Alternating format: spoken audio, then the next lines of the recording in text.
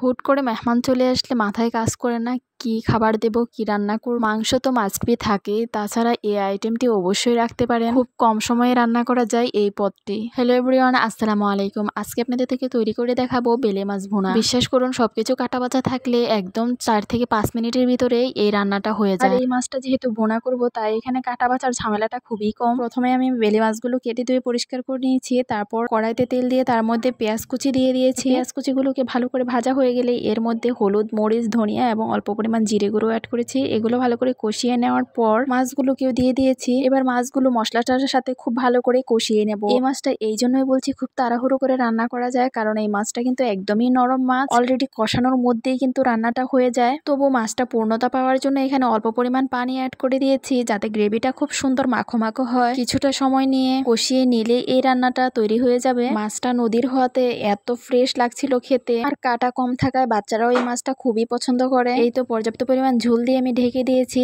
এবার ঝোলটা ফুটে ওঠা পর্যন্ত অপেক্ষা করব।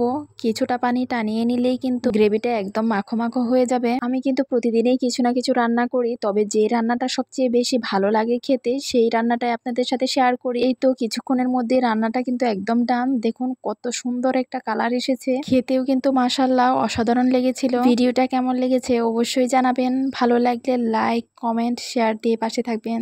ভালো থাকবেন, সুস্থ থাকবেন। আল্লাহ হাফেজ।